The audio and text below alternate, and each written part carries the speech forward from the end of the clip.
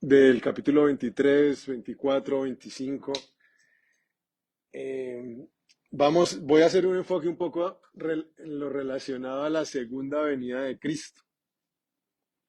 Nos gustaría cubrir todo, obviamente que no alcanzamos, entonces pues vamos a estar en estos capítulos pensando especialmente con respecto a la venida del Señor. ¿Ustedes se acuerdan que en el libro de los Hechos se nos relata el momento que Cristo es llevado al cielo, ¿cierto? Que la Biblia dice, entonces los que se habían reunido le preguntaron diciendo, Señor, ¿restaurarás el reino a Israel en este tiempo? Y él les dijo, no les corresponde a ustedes saber los tiempos o las sazones que el Padre puso en su sola potestad, pero recibirán poder cuando haya venido sobre ustedes el Espíritu Santo y me serán testigos en Jerusalén, en toda Judea, en Samaria y hasta lo último de la tierra.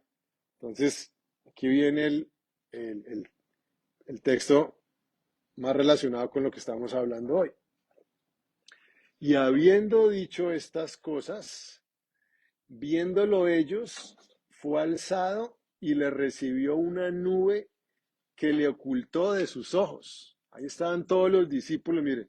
Y el Señor habiendo dicho esto, dice, viéndolo ellos fue alzado y le recibió una nube que le ocultó de sus ojos.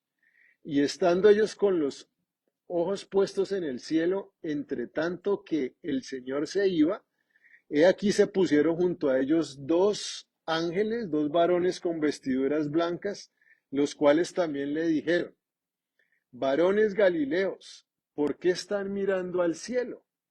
Este mismo Jesús que ha sido tomado de ustedes al cielo, así vendrán como le han visto ir al cielo.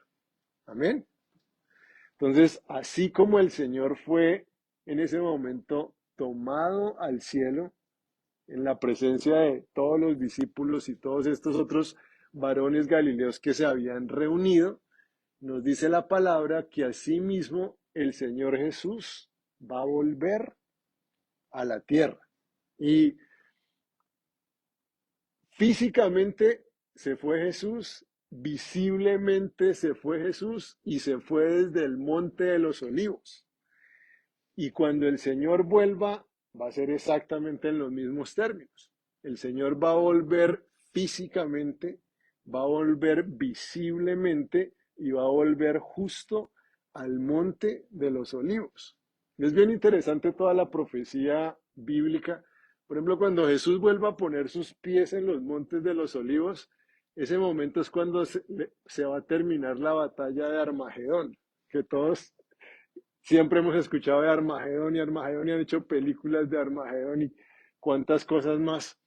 Pero justamente cuando Jesús ponga sus pies ahí en los montes de los olivos, inclusive dice que el monte se va a separar del oeste al este, el monte se va a separar y va a quedar un gran valle, la mitad hacia el sur, la mitad hacia el norte. Y bueno, y vienen más y más cosas, pero Jesús vuelve al monte de los olivos. Cuando Jesús vuelva físicamente, visiblemente a la tierra, va a ser allí, en el monte de los olivos, justo como los discípulos presenciaron que se iba a ir. Y es muy importante que nosotros entendamos la segunda venida del Señor. Esos temas de escatología son bastante grandes y yo solamente quiero durante esto, un par de domingos por lo menos, que podamos aprender lo más básico a este respecto, porque es un tema que debemos nosotros entender. Miren, la segunda venida de Cristo está referenciada en la Biblia 1845 veces. Hay 1845 versículos que tienen que ver con la venida de Cristo. 1527 en el Antiguo Testamento, 318 veces en el Nuevo Testamento. O sea, es un tema supremamente importante. Hay más versículos que tienen que ver con la venida de Cristo que, por ejemplo, con la fe, que con el mismo amor. O sea, es un tema absolutamente central en la Biblia, que Cristo vuelve. Así como Jesús vino una primera vez como el Cordero de Dios, también ahora va a volver, pero ahora sí ya va a volver como el león de la tribu de Judá, va a venir como rey para gobernar sobre todas las naciones. Amén. Y nosotros debemos estar esperando la segunda venida del Señor. De hecho, de cada 30 versículos de la Biblia, uno tiene que ver con el retorno del Señor. Por cada versículo que se nos habla de la primera venida de Cristo. Este fue cuando estaba haciendo el estudio de las cosas que más me llamó la atención. Por cada versículo que se nos habla acerca de la primera venida de Cristo, no se alcanzan a imaginar cuántos versículos hay con respecto a la segunda venida. 8. 8 veces más la Biblia nos habla de la segunda venida de Cristo que de la primera venida. Y obviamente ese es el énfasis que el Espíritu Santo de Dios nos está enseñando, ¿cierto? Aún de la misma expiación del sacrificio de Cristo en la cruz.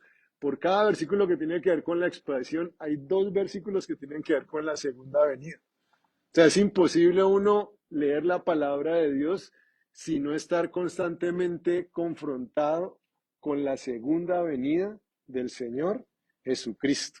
Cristo mismo 21 veces habló de su segunda venida y la Biblia nos exhorta 50 veces que tenemos que estar preparados.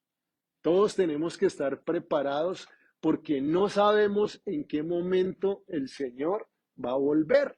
Cristo va a volver por su iglesia y necesitamos estar preparados y Jesús nos dice, mire, si un hombre supiera cuándo los ladrones le van a venir a saquear, a robar su casa, pues estaría preparado, ¿no? Si el ladrón me da aviso, pues, listo, sería perfecto. Y el Señor dice, así nosotros tenemos que estar preparados porque nosotros no sabemos en qué momento el Señor vaya a venir.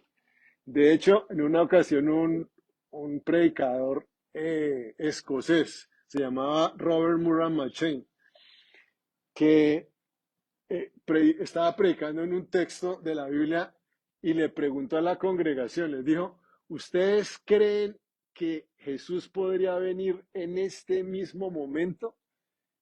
Y muchas de las personas dijeron, no, yo no creo, empezaron, no. Y entonces después, en tono solemne, les leyó el siguiente versículo que decía, porque a la hora que ustedes no estén pensando que el Señor vuelve, ahí es cuando justamente va a volver. Ya la gente le dijo, no, nosotros no pensamos que Cristo viene en este momento. Y fue cuando les leyó el texto y les decía, cuando ustedes no estén pensando que el Señor va a volver, ese justamente es el momento en que Él va a regresar. Por eso necesitamos estar listos, necesitamos estar preparados porque en cualquier momento Cristo vuelve. No hay nada de hecho que impidiera que el Señor volviera en esta misma mañana. Aunque ahí vamos a hacer, digamos, lo que les digo, las distinciones más importantes, como es que Cristo, digámoslo, viene así, viene en 2 movimientos, por así decirlo. Primero va a ser el rapto de la iglesia, que la Biblia dice que a todos los creyentes, todos los que nos hemos arrepentido de nuestros pecados, todos los que hemos recibido a Cristo en nuestro corazón como nuestro Salvador, todos los que ya hemos sido sellados con el Espíritu Santo, ¿cierto? Todos los creyentes. El Señor va a venir en las nubes y nosotros vamos a ser arrebatados. Ya eso parece una película de ciencia ficción, ¿cierto? Si ustedes no han leído la Biblia, dicen, no, quién sabe que se la está fumando verde, decimos allá en Colombia, ¿cierto? ¿Qué, de qué me está hablando.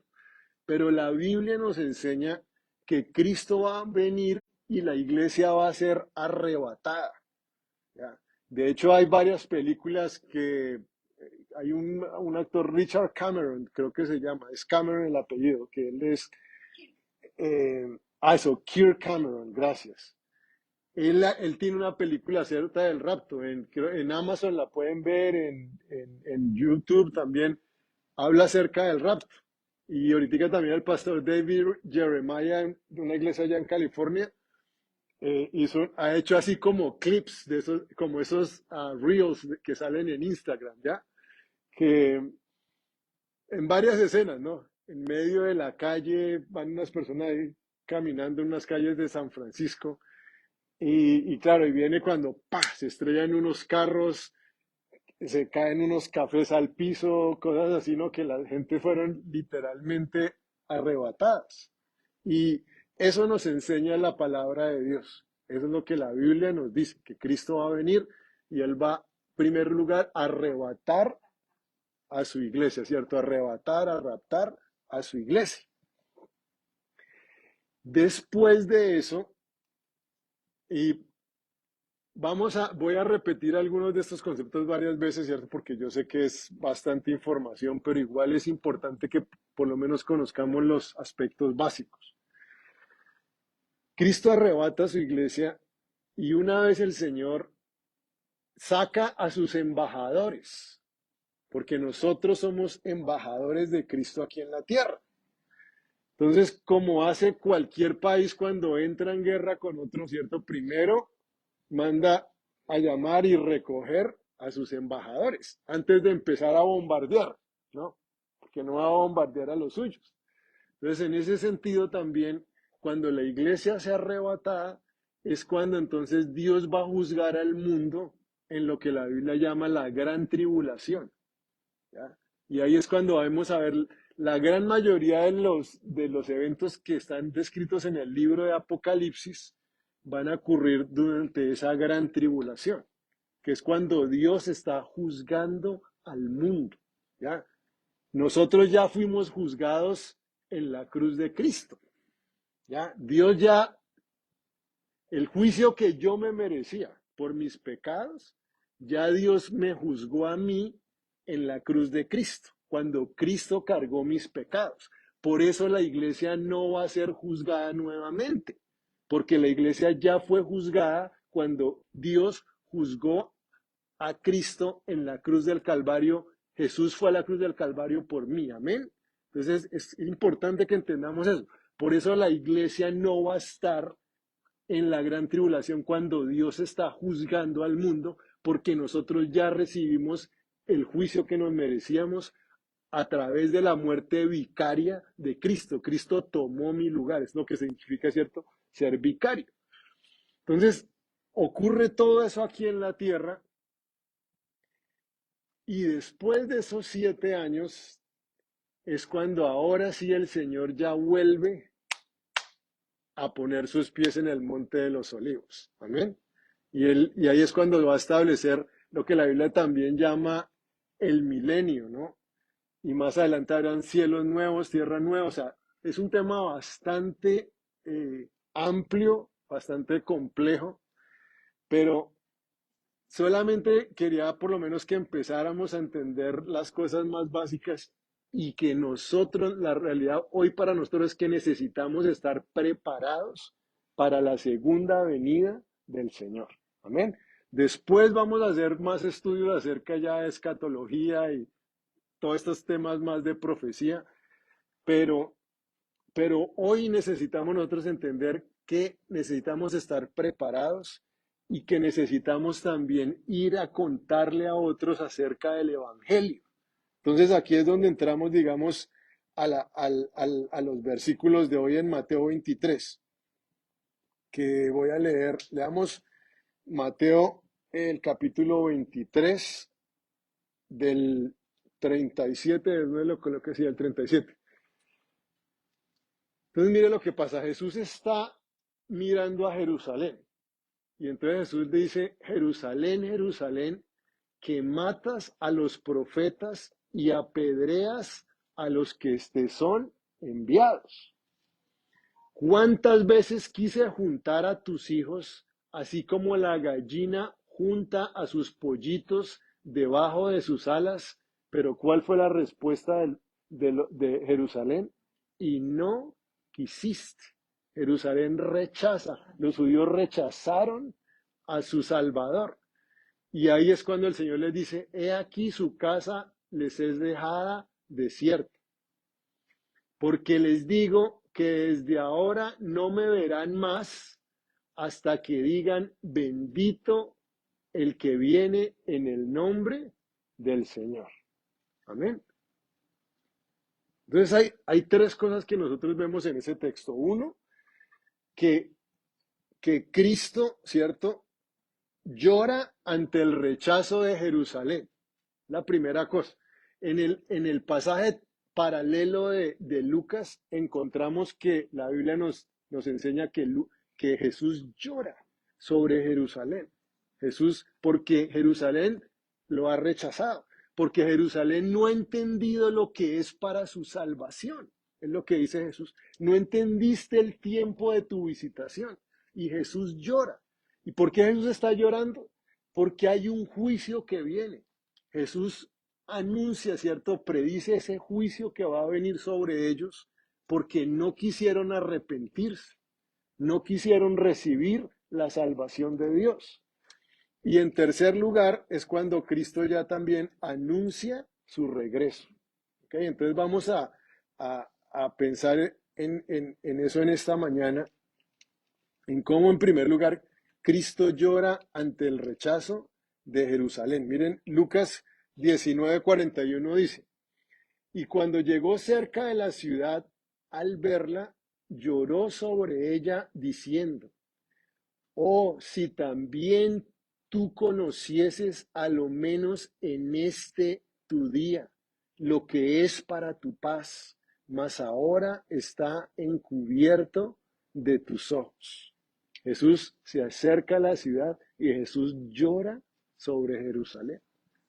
Llora, se lamenta de que ellos no han entendido el tiempo de su visitación, que era el tiempo cuando el Señor les estaba ofreciendo amnistía, les estaba ofreciendo perdón por sus pecados, les estaba extendiendo su gracia, pero ellos no quisieron, ¿cierto? Y, y lo que el Espíritu de Dios está haciendo hoy aquí en la tierra, ustedes saben, Jesús se fue y ahora envió al Espíritu Santo. Y Jesús continúa haciendo su obra a través del cuerpo de Cristo que somos nosotros por medio del Espíritu Santo.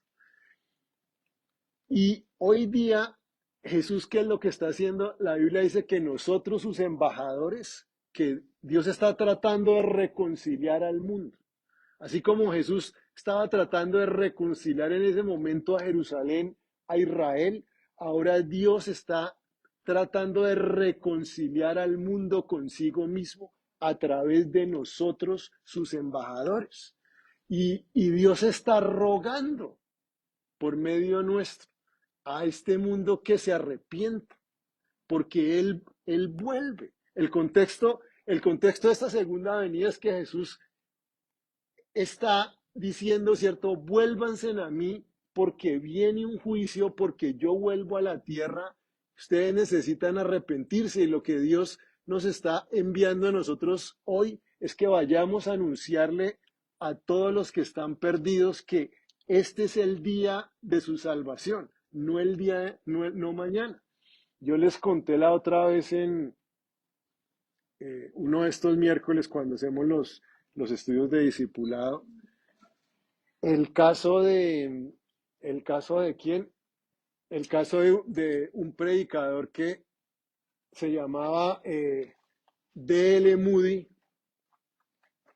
que él predicó en siglos pasados en Chicago y millones y millones de personas llegaron a los pies de Cristo a través de su ministerio.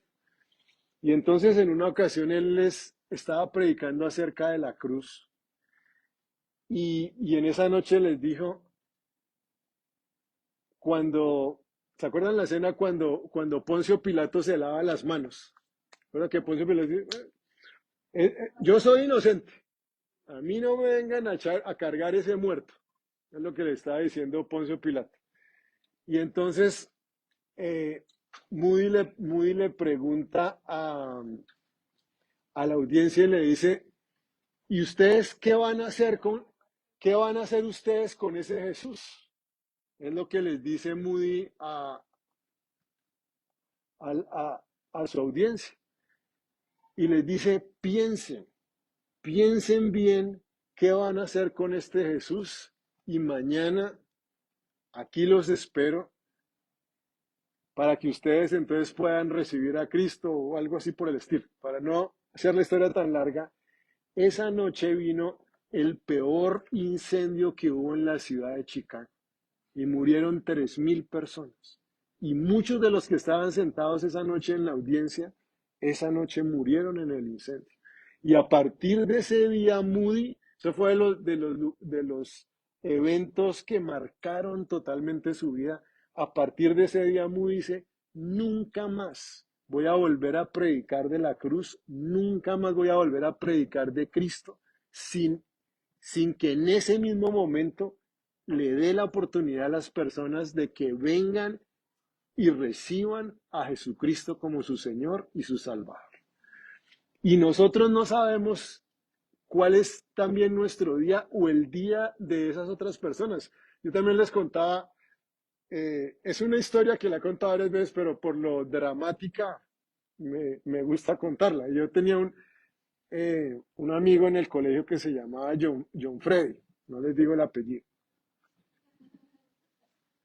Y era, por ahí era la cosa. Él era un paisa que su familia estaba involucrada en narcotráfico. O sea, para ninguno de nosotros era secreto. O sea, era, sí, todos los días venían varios carros blindados, los llevaban con guardaespaldas cada fin de semana cuando nos invitaba, era una casa diferente, o sea, etcétera, etcétera. Bueno, y cuando yo me la pasaba obviamente también con él en las borracheras y en las cosas y toda la cosa y como, imagínese, todo gratis y lo que siempre botaban la casa por la ventana. Y cuando yo me convertí, entonces listo, pum, cambio, ya no más, no sé qué. Y me llamaba John Frey siempre así medio, ya me di cuenta que no voy a alcanzar a terminar hoy el mensaje, pero bueno, me llamaba John Frey así medio borrachito. Benítez Soler, Benítez, que no sé qué. Y yo le decía, bueno, ya, yo no, o sea, ya no más, Dios me cambió, ya, hagamos otra cosa algún otro día, pero yo ya no. Me lo encuentro como a los 3 años más o menos, de cuando salimos del colegio, me lo encontré un día en la universidad, yo ya estaba en tercer año de la universidad y él hasta ahora estaba por ahí como que mirando a admisiones o alguna cosa así.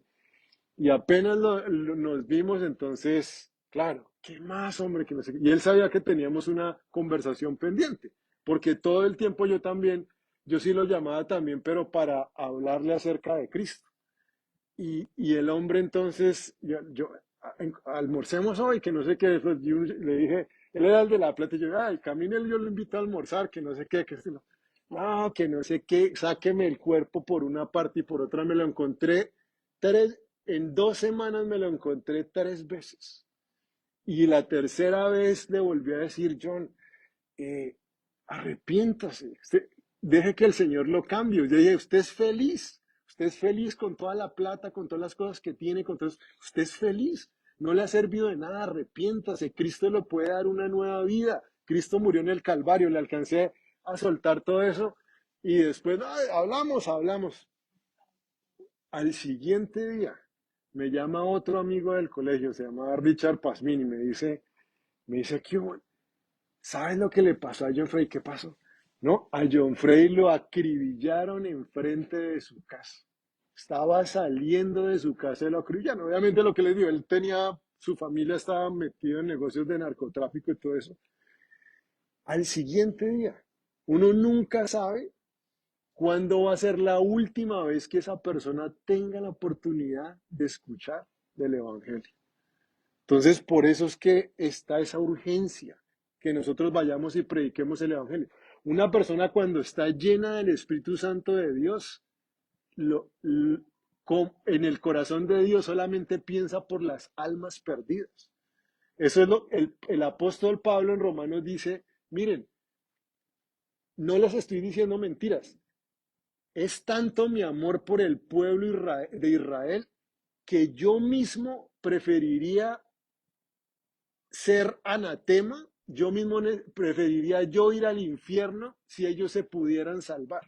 Y el apóstol Pablo dice, el Espíritu Santo da testimonio de mi espíritu, de que yo no estoy mintiendo. Pablo no estaba tratando de hacer, mejor dicho, de ponerse melodramático y ahora dárselas pues del gran Salvador o alguna cosa así, pero era tanto el amor de Dios en su corazón que él decía, yo preferiría hacer eso por amor a mis hermanos.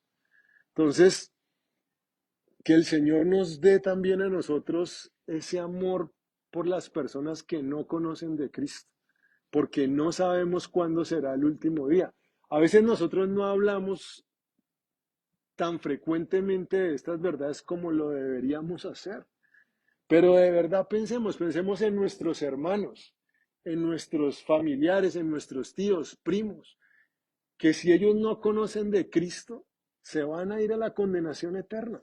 Los compañeros de trabajo, nuestros vecinos, se van a condenar, porque todos somos pecadores. Y la única forma que podemos ser salvados es aceptando la salvación de nuestro Dios. Entonces, que como Jesús lloró ante Jerusalén, nosotros también en verdad podamos llorar por aquellos que no conocen todavía de Cristo. Que el Señor les pueda salvar. Y esto es, siempre que el Espíritu de Dios está moviéndose, hay esa carga y ese dolor profundo en el corazón. Ustedes se acuerdan, por ejemplo, aún en el Antiguo Testamento, Jeremías le decían el profeta, ¿qué? El profeta llorón, ¿cierto? Jeremías lloraba y se lamentaba, ¿por qué? Por Israel, por Jerusalén, porque no querían entender el mensaje de arrepentimiento. Nehemías, cuando ve también los muros caídos en Jerusalén, ¿qué hace con él? En, él? Le llegan las noticias que el pueblo de Israel está están mal. Y la Biblia dice que Jeremías inmediatamente entró en un duelo profundo, en un dolor en su alma, ¿cierto? Como cuando uno le dicen de un hijo que está mal, de su mamá, ¿cierto? Que sufrió esto, aquí, alguna otra cosa, viene ese dolor profundo. Así es como Nehemías de una vez entró en un duelo y en ruego, en ayuno, en oración, porque escuchó de las cosas malas que estaban pasando en Jerusalén. Entonces, que como Cristo lloró en Jerusalén, así también nosotros podamos llorar en verdad para que las personas sin Cristo puedan arrepentirse. Y digo, cuando digo llorar, estoy diciendo que nosotros de verdad empecemos a entrar en oración por ellos, a pedirle a Dios misericordia por sus vidas, a tratar de compartirles el Evangelio para que ellas también puedan ser salvadas, porque aquí en segundo lugar, Cristo predice el juicio venidero. Él llora porque ellos no se quieren arrepentir y les dice, ¿cuántas veces quise juntar a tus hijos como la gallina junta a sus polluelos debajo de sus alas y no quisiste? Y el Señor les dice, he aquí tu casa es dejada desierta. Viene el juicio de Dios y en el pasaje paralelo en Lucas dice, porque vendrán días sobre ti, Jesús hablando acerca de Jerusalén, cuando tus enemigos te rodearán con vallado y te sitiarán y por todas partes te estrecharán y te derribarán a tierra y a tus hijos dentro de ti y no dejarán en ti piedra sobre piedra, por cuanto no conociste el tiempo de tu visitación. Viene viene un momento en que Dios trae su juicio.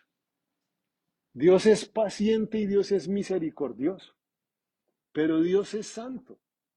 Dios necesita castigar el pecado. Tanto es así que por eso la Biblia dice que no escatimó ni aún a su propio hijo, a Cristo lo tuvo que castigar, porque Cristo estaba cargando nuestro pecado y el juicio de Dios tarde que temprano viene. Aún nosotros decimos hoy día, cuando vemos tanta corrupción, tanta maldad, tantas cosas en este mundo, que uno le da rabia cuando las personas siguen quedando impunes, ¿cierto? Y la gente que no cree en Dios a veces dice, no, si Dios existiera no habría tanta injusticia, ¿cierto? Porque cuánta gente que merece el castigo y lo triste de todo, la gente que está diciendo eso, ¿cierto? Casi que llamando sobre sí mismos el juicio de Dios, ¿no?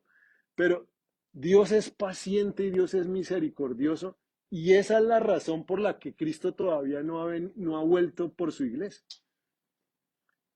Si el apóstol Pablo dice, mire, para mí sería muchísimo mejor irme con Cristo. ¿Eh?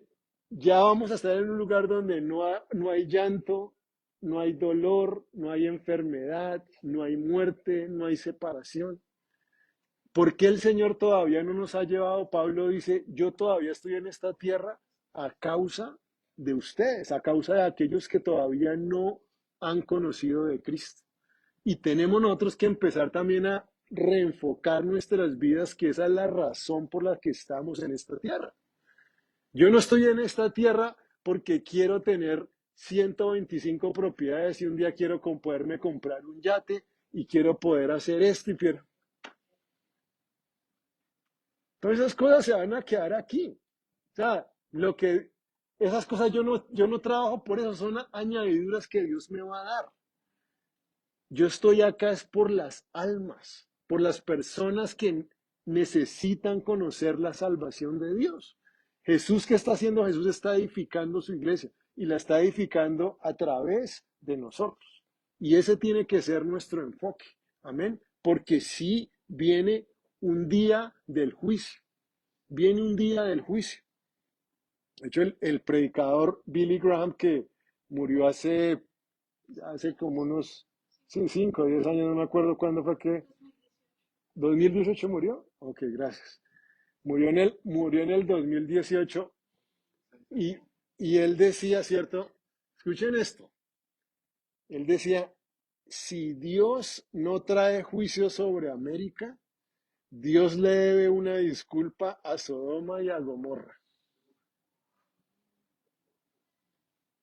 Porque, fíjense, qué es lo que estaban haciendo en Sodoma y en Gomorra? Y hoy nosotros, ¿en qué lugar estamos? ¿En qué lugar estamos que, Dios santo, para nadie es un secreto hasta el tráfico de niños que hay hoy día? Entonces, tenemos que pedirle a Dios de verdad, de todo corazón, arrepentirnos nosotros y pedirle misericordia por esta nación. ¿Saben cómo uno sabe que Dios está juzgando una nación? Que en ese sentido, hay un sentido en que Dios ya empezó a juzgar a esta nación. ¿Cómo es cuando Dios deja a una nación en sus propios caminos? Miren lo que dice Romanos, escuchen esto.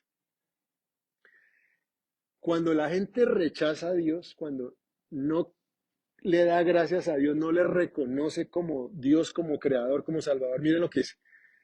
Por lo cual, Romanos 1:24, estoy leyendo, por lo cual también Dios los entregó a la inmundicia en las concupiscencias, en la maldad, ¿cierto? En el pecado de sus corazones, de modo que deshonraron entre sí sus propios cuerpos, ya que cambiaron la verdad de Dios por la mentira.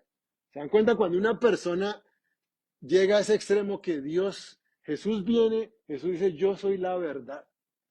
Y la persona dice, no, rechaza la verdad de Dios y abiertamente abraza la mentira. Entonces Dios los entrega y ya que a la inmundicia, ya que cambiaron la verdad de Dios por la mentira, honrando y dando culto a las criaturas antes que el Creador, el cual es bendito por los siglos. Escuchen esto. Por esto Dios los entregó a pasiones vergonzosas, pues aún sus mujeres cambiaron el uso natural por el que es contra la naturaleza. Y de igual modo, también los hombres, dejando el uso natural de la mujer, se encendieron en su lascivia unos con otros, cometiendo hechos vergonzosos, hombres con hombres, y recibiendo en sí mismos la retribución debida a su extravío. Y sigue diciendo, y como ellos no aprobaron tener en cuenta a Dios, Dios los entregó a una mente reprobada para hacer cosas que no convienen. Y sigue ahí, estando atestados de toda injusticia, fornicación, perversidad, avaricia, maldad, llenos de envidia, homicidios, contiendas, engaños y malignidades, murmuradores, detractores, aborrecedores de Dios, injuriosos, soberbios, altivos, inventores de males, desobedientes a los padres, necios, desleales, sin afecto natural, implacables, sin misericordia, quienes habiendo entendido el juicio de Dios, que los que practican tales cosas son dignos de muerte, no solo la hacen, sino que también se complacen con los que la practican. Una descripción de lo que estamos viviendo hoy día. ¿Sí o no? Ahora, me llamó la atención cuando estaba leyendo esta cosa. Fue el Espíritu de Dios el que escribió el texto. O sea, yo como que decía, como que bueno, Señor, ya la cogí, ya entendí. Y él, no, quiero hacer una descripción completa de la situación, ¿cierto? Entonces, viene un juicio y, y ya en cierta medida Dios está empezando a juzgar una nación cuando la abandona a su propio camino. Por eso necesitamos de verdad venir en arrepentimiento y pedirle a Dios misericordia, convertirnos nosotros, que es lo que es la primera condición, que el pueblo de Dios se convierta para que Dios pueda sanar la tierra. Amén. El predicador Charles Finney decía, nosotros la iglesia somos más culpables de no avivarnos que el mundo de convertirse. El mundo se va a convertir cuando en primer lugar la iglesia se avive. El pastor Tony Evans también de otra manera lo decía, la Casa Blanca va a entrar en orden cuando la iglesia entre en el orden de Dios. Nosotros en primer lugar necesitamos volvernos a Dios y el Señor dice, entonces sanaré la tierra. Amén. Entonces volvámonos con todo nuestro corazón porque el juicio de Dios viene. Y entonces terminemos acá, que es cuando Cristo anuncia su retorno. Que Jesús dice, porque les digo que desde ahora no me verán hasta que digan, bendito el que viene en el nombre del Señor. Amén. Entonces, que vivamos nosotros con esa expectativa de decir, ven pronto, Señor Jesús. Amén. Porque le amamos. Nosotros amamos al Señor, queremos verle, queremos reunirnos con Él, queremos que Él venga para que el diablo reciba, cierto, todo lo que se merece por todo el daño que ha estado haciendo, cierto, que Satanás sea juzgado, que Él venga para que Él sea reivindicado, porque toda rodilla se va a doblar, toda lengua va a confesar que Jesucristo es el Señor. Anhelamos que Él venga para que Dios traiga justicia, para que se acabe por siempre el desorden. En el libro de Romanos también dice que toda la creación gime toda la creación gime. Hoy aún todas esas cosas que están, todos esos desastres naturales, eso también es como a veces la misma creación gimiendo y también en otra forma, como lo dice el Antiguo Testamento, que la tierra, dice la tierra, vomita a sus habitantes. La pobre tierra cuando ve tanta maldad, tanta porquería, la tierra está indigesta, indigesta, ¿cierto? Y cuando ya uno está indigesto, ¿cierto? Al punto que... Y en el Antiguo Testamento hay una expresión ahí donde Dios dice, si ustedes entran a la tierra de Canaán y ustedes empiezan a practicar toda esa misma maldad y todas esas aberraciones, ¿cierto? La tierra, ¿cierto? Vomita a sus habitantes. Entonces, Cristo viene pronto y tenemos que nosotros estar en esa expectativa, tenemos que estar preparados y también mientras Él vuelve tenemos que estar animados sabiendo que cuando Él venga vamos nosotros a ser recompensados conforme a nuestra fidelidad sirviendo al Señor. Amén. Los momentos difíciles, ¿no?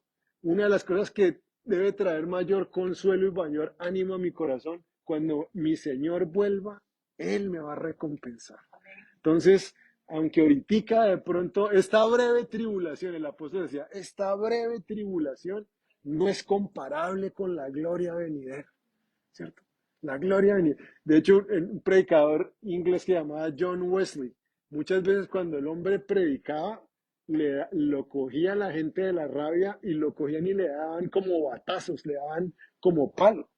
Y cuando le estaban dando palo, entonces él decía, ciertamente, estas breves aflicciones temporales no son comparables con la gloria venidera. Y le seguía hablando a las personas. Bueno, terminemos entonces con esto, con la segunda venida de Cristo. Y nuevamente les aclaro, viene primero el rapto, todos somos para el cielo, llevados al cielo. Mientras estamos en el cielo vamos a estar en las bodas del Cordero. Allá es cuando la iglesia va, ¿cierto? Se va a hacer la ceremonia casados con Cristo, porque la iglesia es la esposa de Jesucristo, las bodas del Cordero. En el cielo estamos en fiesta, mientras que aquí en la tierra ellos están sufriendo en la gran tribulación. Y después de eso Cristo vuelve por su iglesia, amén. Cristo vuelve con su iglesia, perdón. En el rapto Cristo viene por su iglesia, somos raptados en el cielo, y en la segunda venida Cristo viene con su iglesia. Y vamos entonces a gobernar con el Señor aquí en la tierra. Amén. Entonces, mire, vamos a orar, pero antes de eso, les leo los versículos de Tesalonicenses donde se habla del rapto. O uno de los versículos dice, Pablo les dice a los hermanos, tampoco queremos, hermanos, que ignoren acerca de los que duermen, es decir, de las personas que ya murieron en Cristo. ¿Ya? Entre otras cosas, la palabra para cementerio en los tiempos bíblicos era la misma palabra para hotel. Es la misma palabra para holiday, en el sentido de que ese solamente está ahí de pasadita, ¿no? Ahí no se va a quedar, eso sigue el viaje. Tampoco, hermanos, queremos que ignoren acerca de los que duermen para que miren, no se entristezcan como los otros que no tienen esperanza. Nuestra madre murió en el 2005 y, y digamos que fue un proceso difícil. Ella estuvo enferma en cama por casi 2 años, sería aproximadamente. Al final de sus días era tan difícil que había perdido hasta el reflejo para pasar agua. ¿Ya? O sea, eso es algo como del subconsciente, pero fue una situación neurológica tan inexplicable que aún había perdido el reflejo natural de aquí, de estos músculos del esófago para bajar agua, lo había perdido. Y obviamente que difícil, pero a la misma vez nosotros sabemos que nos vamos a encontrar nuevamente con ella. ¿Cierto? Ella se fue adelante, pero nosotros tenemos esa gran esperanza y ese gran consuelo que nos vamos a ver con ella. A mí, entre otras cosas que a mí particularmente me pasó, yo me había ido de Colombia ya muchos años antes y yo como que ya me había acostumbrado, obviamente, que no a ese ritmo con mi mamá y después de que mi mamá murió, Dios mío, yo me soñaba a veces horas y horas con mi mamá y a veces me despertaba por la mañana y yo juraba que mi mamá todavía estaba viva. Era chistoso que eran como 15 segundos así que me despertaba y que me tocaba recalibrar la cabeza porque me despertaba y yo no sentía que mi mamá todavía hubiera fallecido. Pero lo bueno es que la vamos a volver a ver y así con todos los que han muerto en Cristo. Y Pablo dice, para que, como los otros que no tienen esperanza, porque si creemos que Jesús murió y resucitó, así también traerá Dios con Jesús a los que durmieron en él. Amén. Porque si creemos que Jesús murió y resucitó, escuchen esto, así también traerá Dios con Jesús a los que durmieron en él.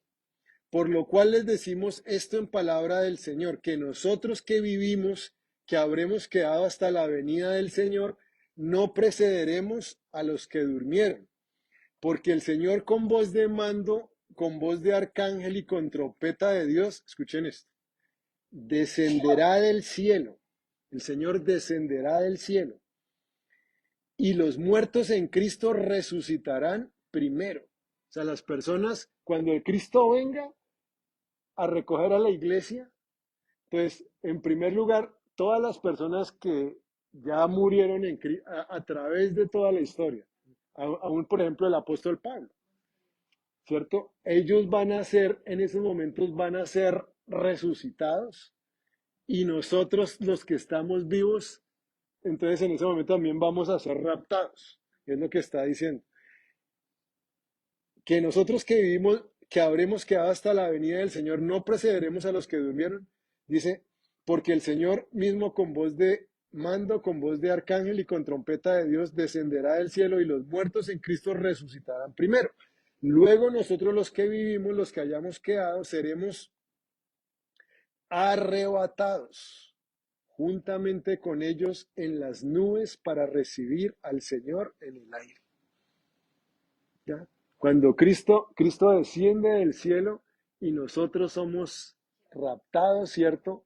Allí llevados al cielo para recibir al Señor en el aire, dice, y así estaremos siempre con el Señor, por lo tanto, aliéntense los unos a los otros con estas palabras. Amén.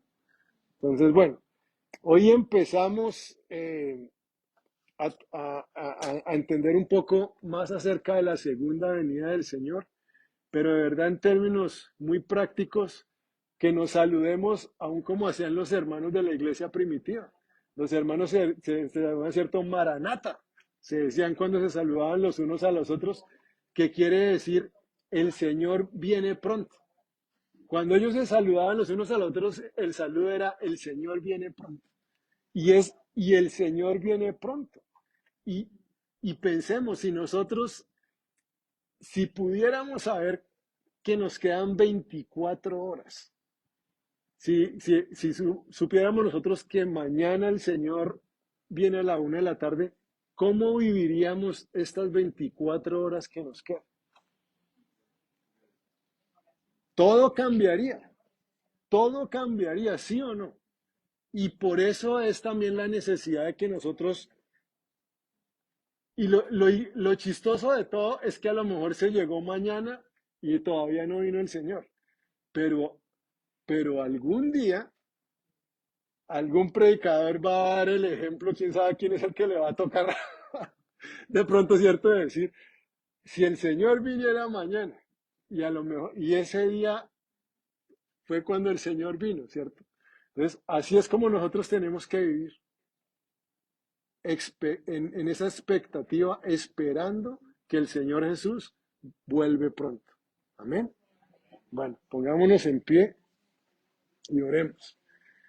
Y manos a la obra, avisarle a las personas que Cristo viene y como sus embajadores que necesitamos que ellos se pongan a cuentas con el Señor. Amén. Bueno, oremos. Padre, te damos gracias en esta mañana por tus palabras.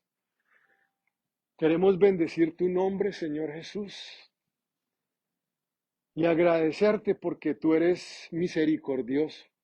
Gracias por ser misericordia, gracias porque hoy día todavía la gente se burla de que es mentira que tú un día vas a volver. Pero el apóstol Pedro nos recuerda que, que tú no has vuelto porque todavía quieres extenderle una última oportunidad, Señor, a aquellos que todavía no se han reconciliado contigo. Gracias por ser un Padre amoroso, por ser un Dios misericordioso, por ser un Señor compasivo. Gracias. Hoy nosotros queremos orar, Señor, por todos nuestros familiares, por nuestros primos, nuestros hermanos, nuestros tíos, nuestros abuelos. Señor, toda nuestra familia que todavía no te conoce, para que ellos puedan conocerse. Señor Jesús, sálvalos, sálvalos, que ellos no perezcan, nuestros vecinos, nuestros compañeros de trabajo. Padre, sálvalos y úsanos a nosotros para ser tus embajadores, para que tú ruegues a través de nosotros que ellos se reconcilien contigo, bendito Padre. Porque sabemos que viene un juicio, Señor. Y tu palabra dice que cuando tú vuelvas, el mundo va a estar como en los tiempos de Noé, Señor. Y la gente no quería creer y se seguían burlando hasta el día que llegó el diluvio y fue muy tarde. Pero pedimos, Padre Dios, que podamos como tu iglesia ser instrumentos de salvación y muchos entren en el arca, Señor. Que muchos, Señor, vengan a conocerte, bendito Cristo.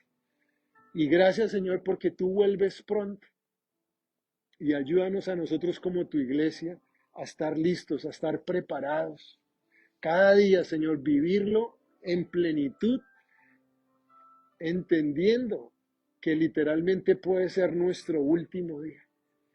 Que tú vuelves y en esta tarde nosotros te decimos, vuelve pronto, Señor Jesús. El Espíritu y la iglesia clama, vuelve pronto.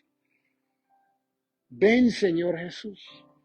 Pero también la palabra dice, y todo aquel que esté sediento, venga a las aguas y beba. Y si en esta mañana hay alguien que todavía no tiene la seguridad de su salvación, si alguien en esta mañana todavía no tiene la seguridad de que si Cristo regresara hoy, usted iba a ser raptado en esta mañana, dile Jesús, gracias porque tú moriste en la cruz del Calvario por mí. Gracias porque tú llevaste mi juicio en la cruz del Calvario. El castigo que yo merecía por mis pecados, tú lo llevaste en el Calvario, Señor Jesús.